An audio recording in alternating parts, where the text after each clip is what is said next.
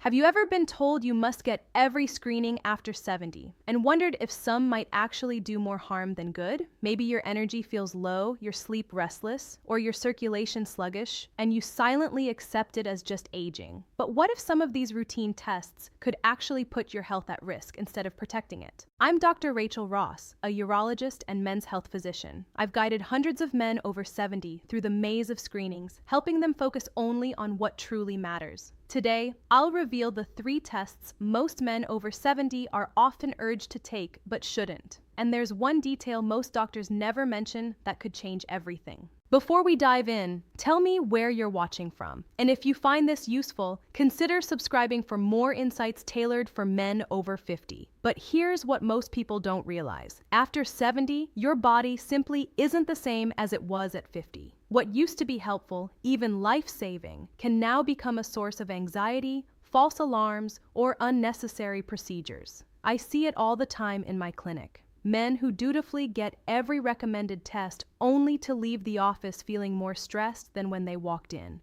Their PSA comes back slightly elevated. A scan picks up a harmless nodule or a routine cholesterol panel triggers a cascade of follow-up tests that may never actually improve their health. It's confusing, frustrating, and often avoidable. The reality is that risk and benefit change as we age.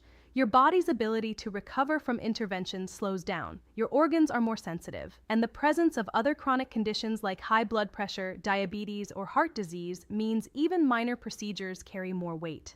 A biopsy that might have been simple at 55 could be risky at 75.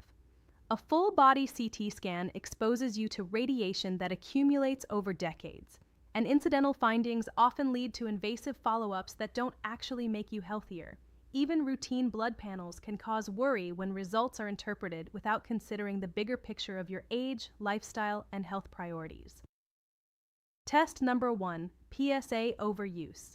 Let's take the PSA test as an example. At 50, a slightly elevated level might prompt a biopsy that could detect a fast-growing cancer early. After 70, the same number often represents something slow-growing that might never affect your lifespan. Acting on it aggressively can lead to urinary problems, sexual side effects, and anxiety, all without a clear survival benefit. Test number 2, full body scans. Then there's the case of full body imaging. At 50, a scan may reveal a tumor you didn't know was there, giving you a chance to act. After 70, that same scan is more likely to reveal tiny anomalies that would never progress, yet trigger a chain reaction of tests and procedures that carry their own risks.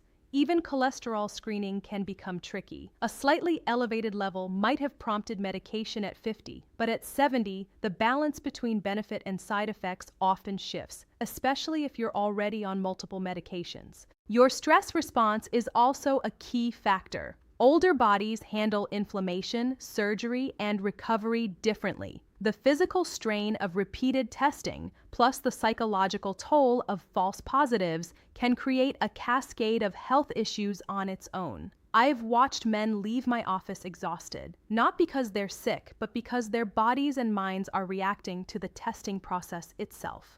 Personalized screening framework.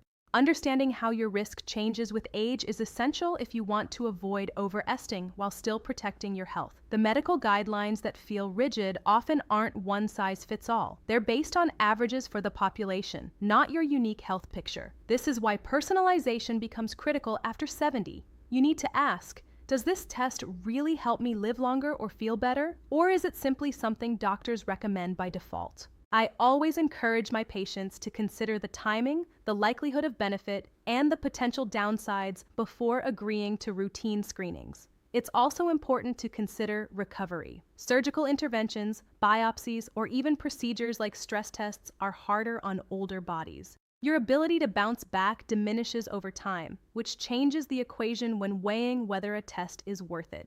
What used to be low risk can now have consequences that are disproportionately serious. Test number 3, aggressive heart screening. Aggressive heart screening after 70 isn't automatically safer. It can actually create new risks. Stress tests, routine angiograms, and similar procedures designed to uncover blocked arteries or silent heart disease before symptoms appear can lead to invasive procedures that carry real complications. For men over 70 without symptoms, the intervention often does more harm than good. Even well-intentioned routine screening can lead to unnecessary stents, medication side effects, and repeated testing. Conclusion: reclaiming control. Refusing certain screenings after 70 isn't neglect. It's informed control. It's about knowing which tests genuinely protect your health and which ones add unnecessary stress, risk, and procedures. Control comes from understanding, not blind compliance. As you prepare for your next doctor visit, remember, you're not giving up, you're choosing wisely. In that choice lies confidence, clarity, and true peace of mind.